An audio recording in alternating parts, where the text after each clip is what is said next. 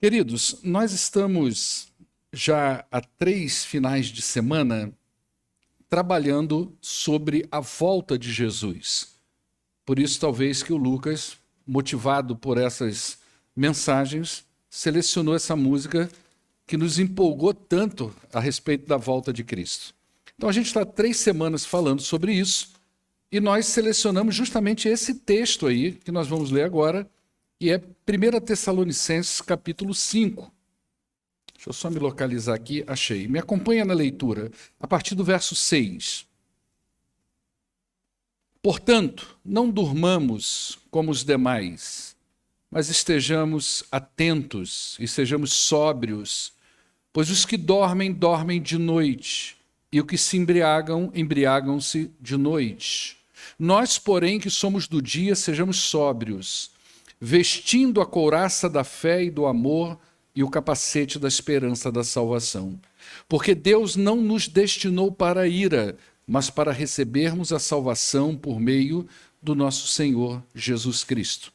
Ele morreu por nós para que, quer estejamos acordados, quer dormindo, vivamos unidos a Ele. Por isso, exortem-se e edifiquem-se uns aos outros, como de fato vocês estão fazendo. Amém? Então, a gente está falando da volta de Jesus já há 3 finais de semana, hoje é o terceiro, e nós selecionamos uma seção da carta de 1 Tessalonicenses, que começa no capítulo 4, verso 13, e vai até o capítulo 5, verso 11. É essa seção da carta que o apóstolo Paulo dedicou a ensinar a essa igreja, uma igreja nova, a respeito da volta do Senhor Jesus. Alguns comentaristas dizem que foi aqui, escrevendo a essa igreja, que Paulo deu mais detalhes. Paulo escreveu 13 cartas, e aqui foi aonde ele trabalhou com mais detalhes a respeito da volta de Jesus, daquilo que, obviamente, ele tinha conhecimento e que lhe fora revelado. Para a gente entender o que Paulo disse nessa sessão, nós dividimos ela em 3 partes, por isso 3 mensagens. Hoje é a última parte. A primeira parte diz de como será a volta de Cristo. Então a gente falou isso na primeira vez que nós tratamos desse assunto. Como é que vai ser esse dia? O que vai acontecer? E a gente falou que Paulo disse àquela igreja que tanto os mortos quanto os vivos se reunirão, aqueles que morreram em Cristo Jesus e aqueles que vivos estiverem por ocasião da volta de Jesus, ambos se reunirão como um só povo, se encontrarão com Cristo e viverão com ele para sempre. Então, Paulo encorajou essa igreja com essa informação. A segunda parte dessa sessão, nós tratamos a respeito da data da volta de Jesus, quando Jesus vai voltar. E nós falamos, então, que esse dia é um dia imprevisível. Nós não temos uma data, não é? Então, as pessoas precisavam estar preparadas para a volta de Jesus. E hoje, na terceira parte, nós vamos tratar de como vivem as pessoas que esperam a volta de Jesus. Ou seja, como nós devemos viver até que o Senhor Jesus volte. Lembrando que nós não sabemos quando Jesus vai voltar. E ele pode voltar daqui a 100 anos, e a gente não está mais vivo. Mas nós precisamos saber que quando nós morremos, passamos pela experiência da morte, é como se Jesus tivesse retornado para nós. Seja você um salvo em Cristo Jesus, seja você uma pessoa que nunca teve uma experiência espiritual com Cristo, o dia da sua morte é o dia que Jesus voltou para você. Então hoje nós vamos falar como que as pessoas devem esperar a volta de Jesus. Como que pessoas como as 4 que batizaram aqui nessa noite, que entregaram as suas vidas a Cristo, como que elas devem esperar essa volta do Senhor Jesus. Para a gente entender melhor a estrutura dessa sessão, a gente vai recapitular um pouquinho do que a gente já falou, de forma muito breve. A igreja de Tessalônica, que é para onde foi destinada essa carta, é uma igreja muito nova, era uma igreja muito nova naquela ocasião. O apóstolo Paulo passou por lá, nessa cidade, está lá narrado em Atos capítulo 17, se eu não me engano, e ele ficou cerca de 3 semanas ensinando o evangelho ali naquela cidade. Foi expulso dali ele vai para Bereia, e de Bereia ele também é expulso pelas mesmas pessoas que expulsaram ele de Tessalônica. Aproximadamente 1 ano e meio a 2 depois, lá na cidade de Corinto, quando Paulo estava evangelizando e tratando espiritualmente aquela cidade ali da onde nasce a igreja de Corinto, Paulo então escreve para essa igreja, isso nós estamos falando de 1 ano e meio a 2 depois. Então Paulo está escrevendo, 1 Tessalonicenses é um dos documentos mais antigos do Novo Testamento, do ponto de vista das cartas do apóstolo Paulo. Então ele está escrevendo para uma igreja de novos convertidos, pessoas que acabaram de entregar a vida a Cristo. Possivelmente havia ali algumas dúvidas ainda a respeito da fé cristã, principalmente no que diz respeito à condição dos mortos por ocasião da volta de Cristo. Talvez algumas pessoas pensassem assim, como é que vai ficar a situação daquelas pessoas que já morreram salvas, amigos nossos aqui da igreja, parentes nossos, e como é que vai ser a situação deles quando Cristo voltar? Eles vão ficar em situação desfavorável, nós que estamos vivos, nós vamos encontrar com Jesus, e eles? O que é da vida? Da vida não, já morreu, né? O que é da história dessas pessoas? Não é? Então Paulo escreve para responder um pouco dessas dúvidas, não é? Outra possível dúvida que havia também, não era dúvida, mas um certo interesse, era em relação à volta de Cristo. Não porque eles duvidavam que Jesus ia voltar, mas eles queriam indícios dessa volta, se eles pudessem fazer uma leitura de quando seria isso, porque talvez pensassem no seu coração e na sua mente, será que nós estamos preparados para esse dia? Será que é um dia realmente que quando Jesus voltar, nós estaremos prontos para encontrarmos com Ele? Ou nós precisamos estar espiritualmente mais bem preparados? E Paulo então responde isso como a gente viu na semana passada. Depois que Paulo trata dessas duas questões relacionadas à volta de Jesus, ele agora vai exortar a igreja quanto ao modo de vida que eles precisavam desenvolver até que Jesus voltasse. Veja bem, que essa parte da carta de Paulo aqui, ele escreve logo depois de tratar da data da volta de Jesus. É como se ele estivesse dizendo para a igreja e para nós aqui também, que saber quando Cristo vai voltar não é o mais importante para nós. O crente, como a gente aprendeu aqui na semana passada, ele deve estar sempre preparado para essa imprevisibilidade, seja o tempo que for. O crente sempre deve ser o que ele foi levantado por Deus para ser. Ele não tem que ser melhor porque ele tem uma agenda dizendo que ele vai morrer daqui uma semana. Ele não tem que ser melhor, um crente melhor, confessar pecado, se quebrantar, amar mais, se entregar a Cristo, se arrepender, realmente viver a vida cristã, porque ele tem uma data prevista que daqui a 2 meses Jesus vai voltar e vai levar a sua igreja. O que Paulo está dizendo para aquela igreja é o seguinte, vocês precisam ser o que são, sempre. Da mesma forma como Jesus, em suas parábolas, ele fala alguma coisa sobre isso, ele conta parábolas de senhores que, antes de viajar, chama os seus servos, delega funções para esses servos e vai viajar. Só que ele demora a voltar. E alguns dos seus servos daquele senhor, entendendo que o seu senhor estava demorando muito a voltar, ele age de maneira inapropriada com aquilo que o seu Senhor disse para ele fazer. Então Jesus diz, olha, bem-aventurado é o servo que, quando o seu Senhor voltar, o encontre fazendo aquilo que é para ser feito, como servo daquele Senhor. Então essa é a ideia da imprevisibilidade e a ideia do que Paulo está falando aqui agora. O mais importante não é saber quando Jesus vai voltar. O mais importante é que a gente precisa ser o que nós fomos feitos por Deus em Cristo Jesus para nós sermos. Então, embora ao crente salvo em Cristo, a volta dele, esse dia, será um dia glorioso, não é? Um dia maravilhoso, um dia de grande alegria, Paulo exorta a igreja a que eles deveriam ser o que são, enquanto Cristo não volta. Então a gente não deve ser mais e nem menos, mas a gente deve ser aquilo que Cristo fez de nós. E em Cristo nós fomos feitos filhos, filhos de Deus, e precisamos viver como filhos de Deus.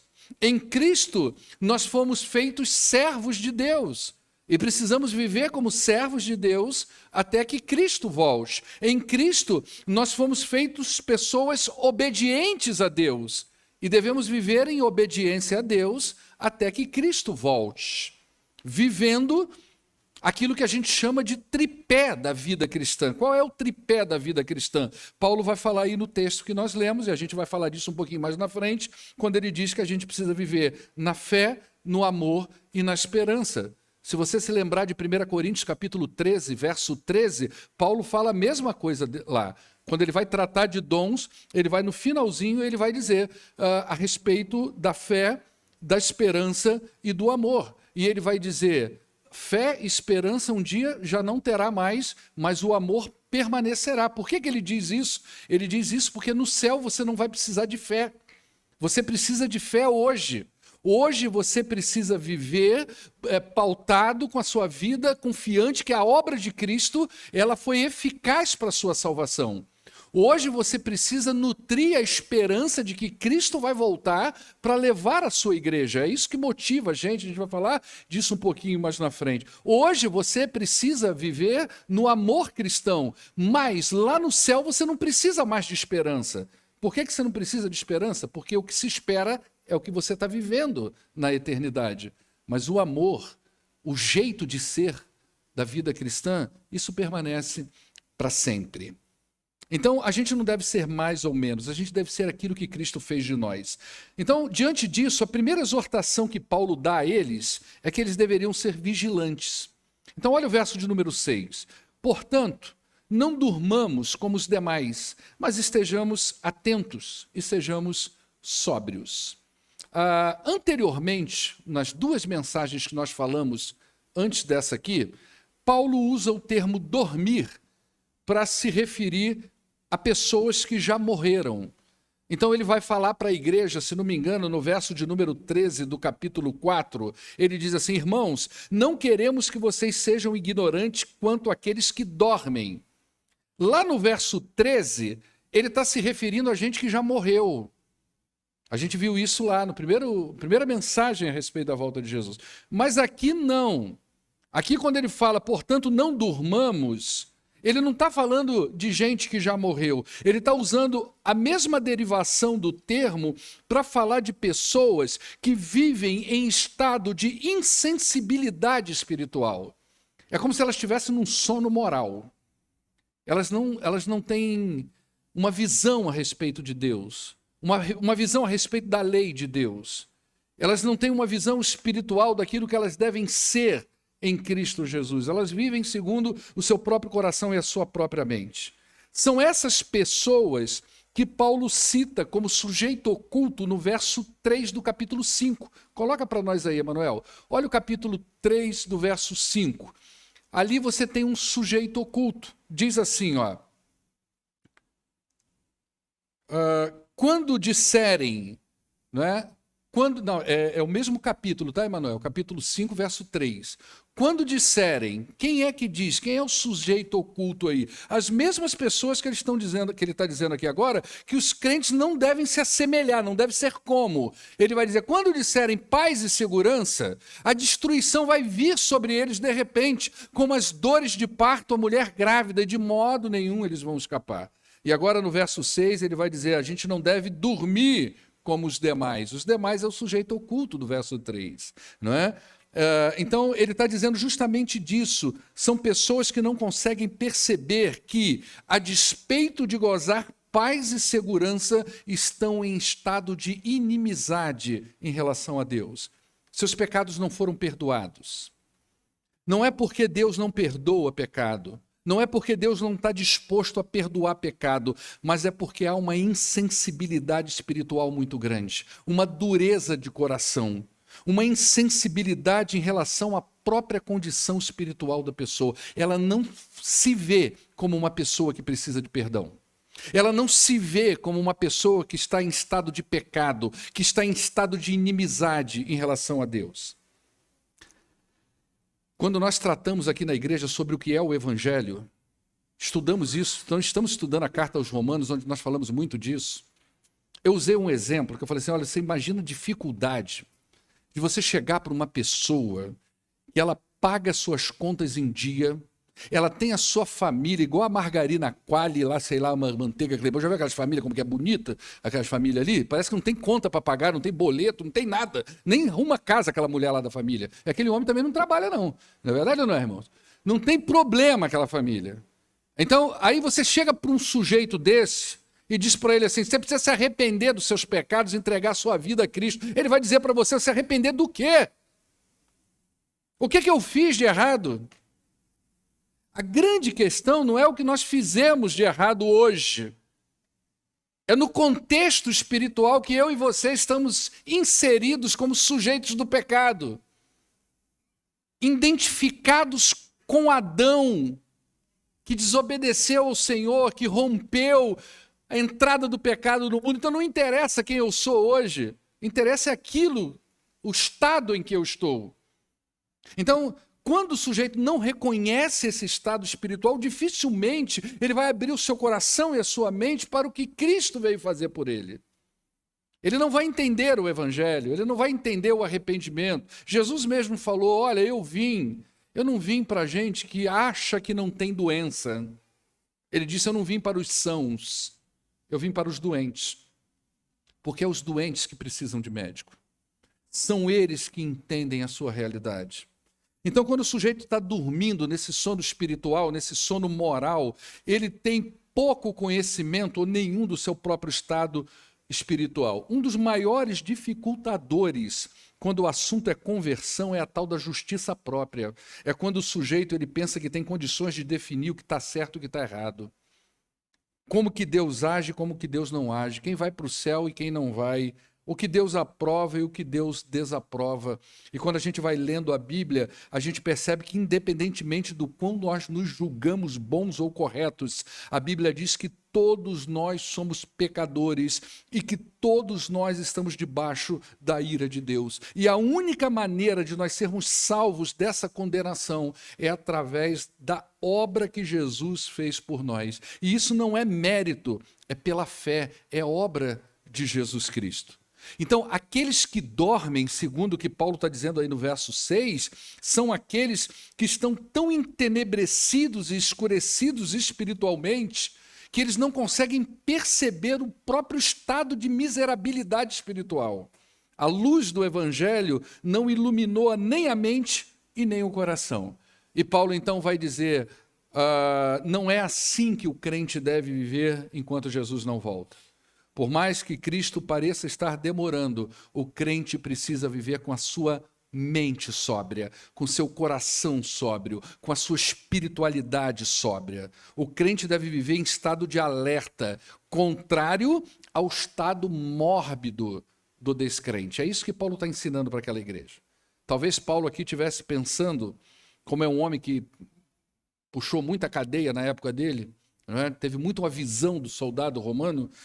Talvez ele estivesse pensando justamente no guarda que vigia atentamente e alerta com toda a sobriedade possível no seu turno da noite para não ser pego desprevenido pelo exército inimigo. Então, segundo Paulo, o crente, ele precisa estar atento aos acontecimentos espirituais à sua volta. Ele não pode viver o ópio da sociedade. Preste atenção nisso. Observa quantas coisas existem hoje no mundo capaz de tirar do indivíduo qualquer tentativa dele se preparar para a volta de Jesus. Você já observou que as igrejas hoje, elas estão oferecendo um discurso que não prepara você para a volta de Jesus? Ela não coloca no seu coração o anseio pela volta de Cristo? Mas ela vai mostrando para você um céu material, um céu de coisas. Então você passa a vir para a igreja e buscar Jesus, não com aquela expectativa de que um dia você vai se encontrar com Ele, mas porque você tem planos pessoais no seu coração e você acha que Jesus vai resolver esses planos. E é por isso que a gente tem muitos discursos daquilo, Deus sabe o que é melhor para nós, né? Deus sempre tem uma coisa boa para a gente, Deus sempre te reservou o melhor para os seus filhos. Claro, Deus sempre reservou, mas você precisa entender que o melhor que Deus reservou para os seus filhos, para o salvo em Cristo Jesus, é o dia que nós vamos nos encontrar com Ele. Esse é o melhor ponto do negócio. Tudo que você tem aqui nessa vida hoje é completamente perecível, é completamente efêmero, mas encontrar-se com Cristo é eterno. Encontrar-se com Cristo, ninguém pode tirar isso da vida de uma pessoa que entregou o coração a Ele. Então, a gente, às vezes, vem para a igreja com essa perspectiva, não é? E aí, por que isso acontece? Porque nós estamos extasiados pela sociedade, uma sociedade que diz para a gente que ser vitorioso é quem possui mais, é quem tem mais, e prosperidade é quando nós estamos vivendo coisas que estão dando certo, quando a grana está entrando e o problema está saindo. Eu não sei quem é que está vivendo desse jeito, mas tudo bem, né? A grana está entrando por uma porta, as soluções estão entrando por uma porta, os problemas estão saindo pela outra. Normalmente, o problema que saiu pela essa porta, ele dá a volta e entra de novo aqui. Só a grana que sai não volta mais, amém ou não, irmão? Se ela sai, a gente não sabe para onde ela vai. Mas os problemas parece que encontram um caminho de volta, né? E a gente tem sempre um boleto no mês seguinte para pagar. Então, Jesus disse que a volta dele será como nos dias de Noé. Presta atenção nisso.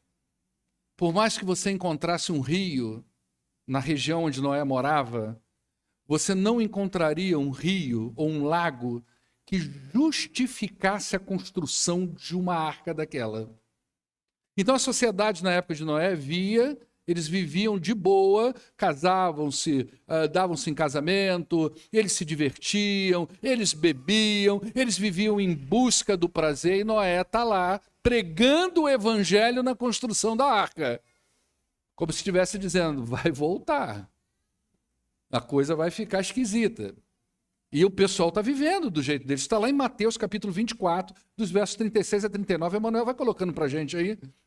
Até que de repente o dilúvio veio e pegou todo mundo estagnado na sociedade, dormindo o sono da espiritualidade. Então o texto lá em Mateus 24, 36, coloca para nós aí, Emanuel. Ele diz assim, quanto ao dia e a hora ninguém sabe, nem os anjos dos céus, nem o Filho, senão somente o Pai. Como foi nos dias de Noé, assim também será a vinda do Filho do Homem. Pois nos dias anteriores ao dilúvio, o povo vivia comendo, bebendo, casando-se, dando-se em casamento, até o dia que Noé entrou na arca. E eles nada perceberam. Por que nada perceberam? Porque estavam vivendo o ópio da sociedade, da vida, né? Até que veio o dilúvio e os levou a todos. Assim acontecerá o dia que o Filho do Homem vier, ou seja, o dia que Jesus voltar, não é?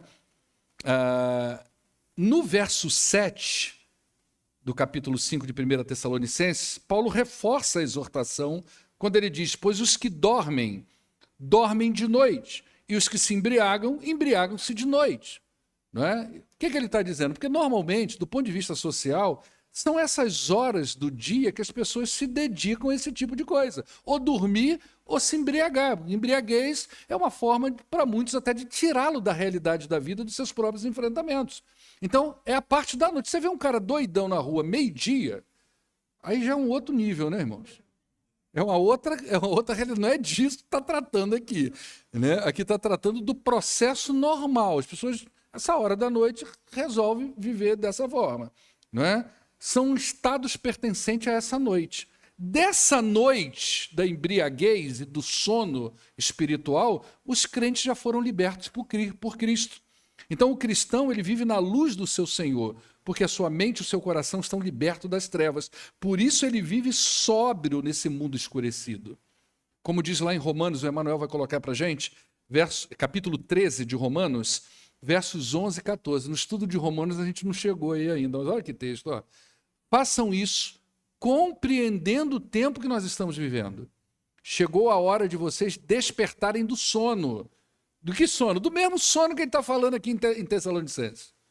Porque agora a nossa salvação está mais próxima do que quando nós cremos. A noite está quase acabando, ou seja, a luz do Senhor cada vez vai dissipando essas trevas, uma hora Jesus volta. Nós já estamos vivendo as últimas horas, né? Então a noite está quase acabando, o dia logo vem. O dia é justamente isso, a chegada, o novo tempo, a vida com Cristo. Portanto, deixemos de lado as obras das trevas e revistamo-nos da armadura da luz, não é? Olha a diferença agora da coisa. Comportemo-nos com decência, como quem anda na luz do dia, não em orgias, bebedeiras, imoralidade sexual, depravação, não em desavença e nem inveja, porque isso daí o crente foi liberto. Aí ele vai dizer, ao contrário, revistam-se do Senhor Jesus Cristo e não fiquem premeditando como satisfazer os desejos da carne. Então, até que Jesus volte, o que ele vai dizendo para a gente é o seguinte, você tem que viver de acordo com aquilo que Deus fez na sua vida. Ele te transformou em filho em Cristo Jesus. A luz do Evangelho, se você é um salvo em Cristo Jesus, a luz do Evangelho está no seu coração e na sua mente, na sua vida, na sua alma. E essa luz precisa brilhar, e ela brilha através das suas atitudes, do seu posicionamento no mundo, como marido, como esposa, como filho ou como filha, como empresário ou como servo, empregado, não importa. Mas seja onde andemos e o que somos, nós devemos viver como aqueles que estão na luz do Senhor. Então o crente, ele trabalha, ele pode ter uma vida bem-sucedida, isso não é pecado, ele pode desfrutar dos seus bens, ele pode ter lazer, mas ele não é escravo dessas coisas, porque ele sabe muito bem que seu Senhor pode voltar a qualquer momento. Eu citei um filme aqui, você já viu que eu gosto de citar filme, né? Esse é da antiga, esse é da antiga. Robert De Niro e Al Pacino fizeram um filme lá, os dois, trabalhando. O Al Pacino era um detetive linha dura e o Robert De Niro um assaltante de banco, daqueles bem-sucedidos. Já viu isso? Aqueles assaltantes bem-sucedidos. O nome do filme chama Fogo Contra Fogo. Já viram? Quem viu esse filme aí? Eu até tenho ele. Dois ferão, né? Eu tenho ele. Só que está em inglês lá, mas acho que não sei se tem legenda. E o Robert De Niro, quando vai discipular os outros bandidos, na bandidagem, obviamente, né? Ele diz assim, olha, nunca tenha nada que você não possa abandonar em 30 segundos. A vida cristã é mais ou menos assim. Nunca construa nada que você não possa abrir mão se Jesus aparecer de repente. Você já pensou Jesus voltando e você preocupado com o futuro, com a sua casa, com o seu carro, com as suas coisas, com seus investimentos, com isso, com aquilo? Nós não somos escravos das coisas. O crente não é escravo das coisas. Ele não vive só premeditando sobre a sua própria vida, o que ele vai fazer, o que ele vai investir, o futuro dos seus filhos. Isso aí tudo são coisas que a gente deve fazer, mas não é isso a prioridade da vida da gente. O nosso maior anseio, o nosso maior investimento é na volta de Jesus e no dia que ele vai voltar. Paulo também exorta a igreja a viver o evangelho até que Jesus volte. Então, ele vai dizer aí no verso de número 8, acho que é o verso de número 8. Nós, porém, que somos do dia, olha que agora ele já está falando dos crentes da igreja, sejamos sóbrios, vestindo a couraça da fé e do amor e o capacete da esperança da salvação. Observe que Paulo fala mais uma vez de sobriedade. E ele usa termos que apontam para vestimentas militares, porque isso era muito o mundo dele. Estava acostumado a ver soldados pretorianos andando na rua, estava às vezes preso, ou seja, numa casa, prisão, em qualquer outro lugar. Paulo ficou cerca de 2 anos aprisionado numa casa, com soldados pretorianos que eram revezados todos os dias. Não é? Então, ele tinha uma visão muito clara dessas vestimentas militares. Então, possivelmente, a ideia é a ideia de um soldado vigilante, não é? Que ele precisava estar muito ligado.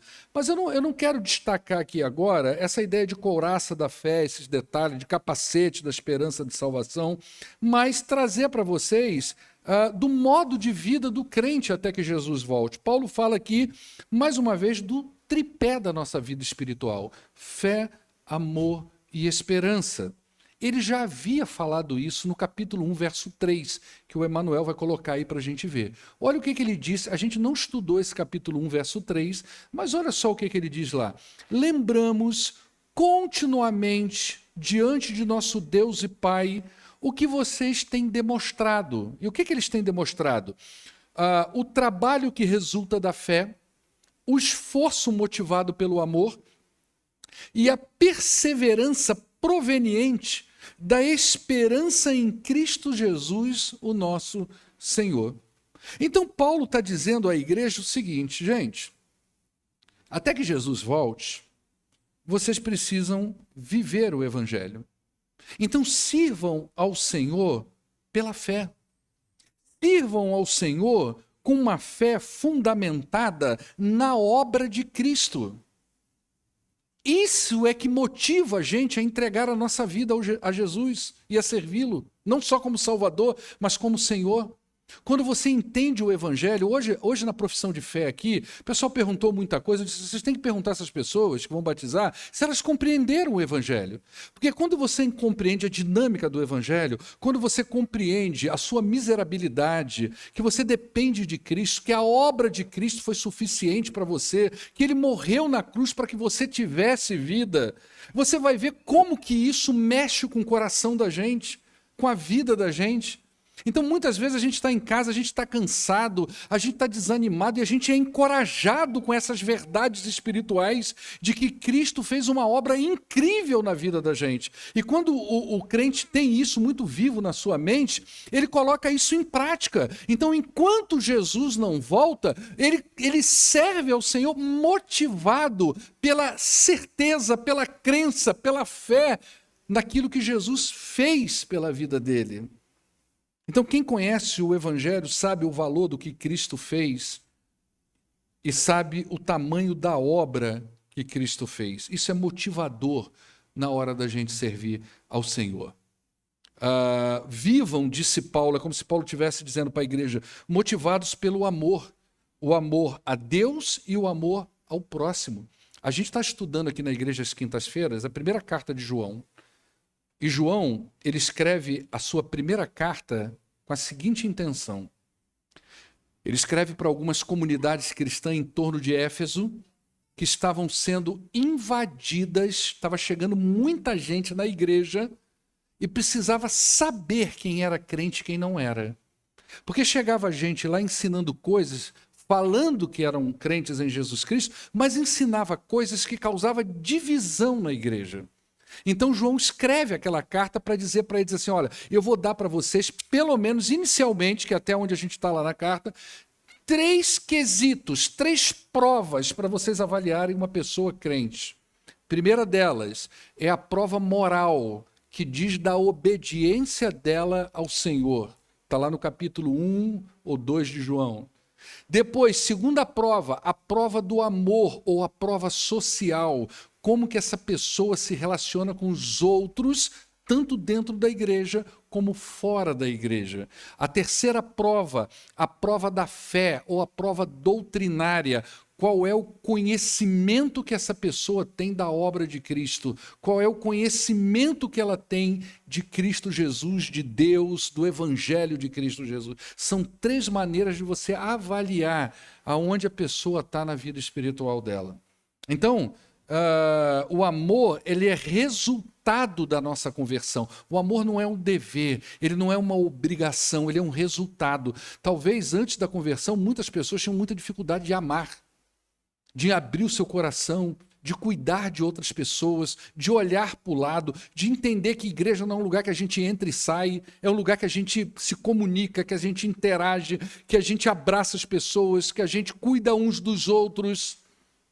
Talvez antes da conversão, mas depois que converte, o resultado, o Espírito de Deus leva para esse lado da comunidade do amor. Não é? Então, ele fala, vivam motivados pelo amor até que Jesus volte. E é como se ele estivesse dizendo também, perseverem nessas coisas, ou seja, perseverem na vida espiritual, lutem pela fé cristã, fundamentados na esperança da volta de Jesus. Ou seja, Jesus um dia vai voltar. E é isso que motiva tudo. A esperança de um dia nos encontrarmos com Jesus e com Ele vivermos para sempre. Esse é o anseio do salvo. Essa é a esperança do salvo, uma esperança num céu com Cristo Jesus. Uma vez que o cristão recebeu a salvação de Deus em Cristo, a sua vida então passa a ser pautada nesse tripé: a fé, o amor e a esperança, porque são resultantes, virtudes resultantes da salvação. E é com essa alegria da salvação que o crente deve esperar a volta de Jesus. Gente, imagina você dar um brinquedo para o seu filho, chega agora no Natal, e ele pega aquele brinquedo, você deu uma grana, aprende uma coisa: criança muito novinha não dá brinquedo caro, porque ela não valoriza, ela gosta do brinquedo barato. O pai, de primeira viagem, no aniversário de 1 ano do filho, quer dar logo uma coisa eletrônica cheia de pilha para ele, na verdade, ele não está nem aí para aquilo. Você dá um chucalinho, ele vai gostar mais. Por isso que às vezes o vizinho vem com aquele brinquedinho que comprou ali no camelô, faz mais sucesso que o seu que comprou na ReHap. Aí você fica frustrado, né? Aí a criança pega, né, aquele brinquedo e fica ali naquela tristeza, naquela depressão com aquele presente, esperando que vai receber um outro melhor no ano seguinte. Imagina você, pai, olhando uma cena dessa. Imagina que Deus presenteou o sujeito em Cristo Jesus com a salvação e ele não vive a alegria do Senhor até Cristo voltar. Isso não faz o menor sentido. É por isso que... E olha que eu sou pastor, não é? E tenho formação na área psicológica, mas eu vou dizer para você uma coisa: é por isso que a questão da depressão e da ansiedade não cabe muito bem na Igreja de Cristo. Não é que ela não possa existir, não é isso, mas ela não cabe muito bem. Ela não cabe muito bem porque o crente ele tem uma coisa que é diferente de felicidade: é alegria. É uma alegria fundamentada que um dia o seu Jesus vai voltar e eles vão se encontrar e viverão alegres para sempre. Enquanto o descrente, ele vive diferente. Ele vive em busca do prazer, da satisfação pessoal e das conquistas da vida. E às vezes busca isso na igreja.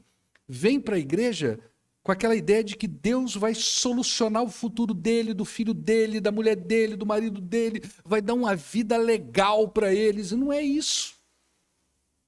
O crente vive sóbrio, vigilante, sendo o que deve ser, vivendo como se deve viver, em fé, amor e esperança. E por que ele deve viver dessa maneira?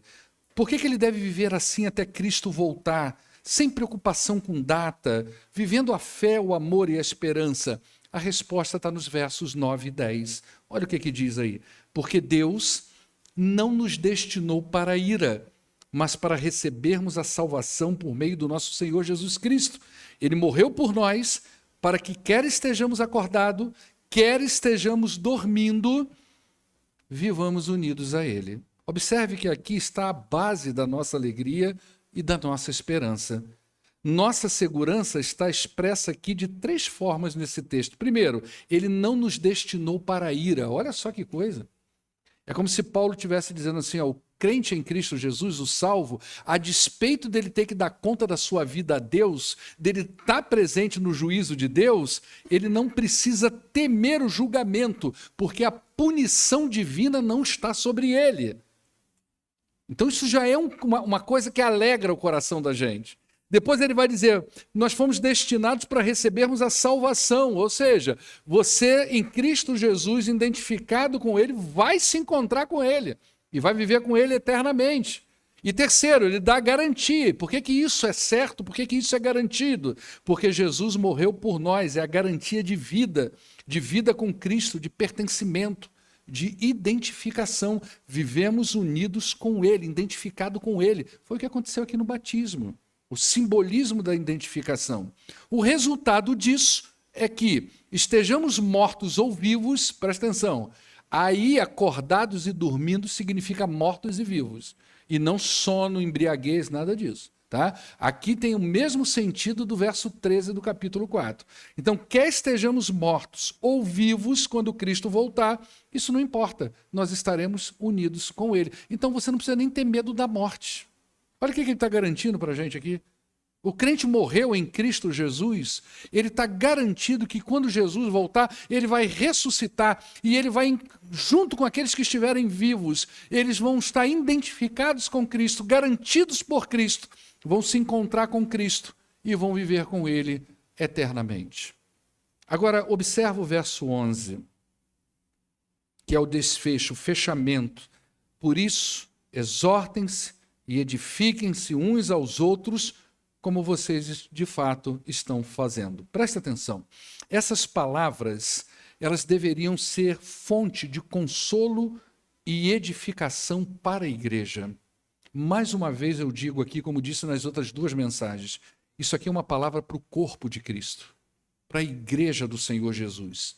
Ninguém exorta a si mesmo, ninguém consola a si mesmo, ninguém edifica a si mesmo. A ideia aqui é de vida em comunidade. Jesus não voltará para pegar indivíduos isolados, ele vem para buscar a sua igreja. Aquelas pessoas que sempre viveram identificadas com ele, aquela comunidade que viveram identificada entre si com o seu Jesus, um dia se encontrarão com ele para viver eternamente com eles. Então, é esse povo, não é? A ideia aqui é de comunidade, é a essa igreja junta, que viveu junta e que junta se juntará a Cristo e viverá com ele eternamente. Como é que a gente conclui isso aqui? Escuta o que eu vou dizer para você. Paulo está encorajando essa igreja a viver o que são até a volta de Cristo. Você não tem que ser melhor ou pior. Se você é salvo em Cristo Jesus, você tem que ser o que Deus fez de você. Salvos servem. Eles servem ao Senhor. Salvos vivem em comunidade e em comunhão uns com os outros. Salvos amam. É assim. Salvos vivem a esperança do reencontro com Cristo. Salvos sabem que são salvos e vivem seguros da sua salvação, e por isso eles vivem alegres no Senhor e anseiam pela sua volta. Essa realidade da vida do crente é oriunda de algumas certezas, dentre as quais a primeira delas, a certeza da sua miserabilidade espiritual. Um salvo sabe disso. Ele sabe que ele estava perdido. Ele sabe que não importa o quanto ele se julgava bom, ele estava perdido. A segunda certeza oriunda na vida do salvo é a certeza que ele não podia sair dessa condição de miserabilidade por vontade própria. Não há nada que ele pudesse fazer para mudar isso. A terceira certeza que o salvo tem é que ele precisa de Cristo. Ele depende da obra de Cristo. A salvação dele depende de Cristo, e sem Cristo ele não é nada mais, nada menos do que um condenado à ira de Deus. Ele sabe disso. Por isso ele se entrega ao Senhor, por isso que ele ama o Senhor, por isso que ele serve ao Senhor, por isso que ele vive a comunidade de Jesus. Ele sabe quem ele é. A quarta certeza, a certeza de que ele está identificado com Cristo, não pelos seus méritos, mas porque a justiça de Cristo foi imputada a ele, e ele se tornou justo porque Cristo é justo. Presta atenção nisso. A justiça do justo foi imputada ao injusto, que aos olhos de Deus se tornou justo, e a injustiça do injusto foi colocada sobre o justo, e o justo passou a ser visto como injusto diante de Deus, para que o injusto se tornasse justo. Entendeu isso? Não dá nem para falar duas vezes. Mas isso foi o que aconteceu lá na cruz. Quando o teu pecado foi creditado na conta do justo, e ele levou sobre ele aquilo que ele nunca teve, pecado. E foi depositado na sua conta aquilo que não te pertence, que você nem merecia, que foi os méritos do justo. O resultado disso é aquilo que está escrito, que nós vamos ler mais uma vez para a gente encerrar, no capítulo 1, verso 3. Lembramos continuamente diante do nosso Deus e Pai o que vocês têm demonstrado. Olha como é que se vive até que Jesus volte. O trabalho que resulta da fé, o esforço motivado pelo amor e a perseverança proveniente da esperança em nosso Senhor Jesus Cristo. Vivamos assim até que Cristo volte. Amém?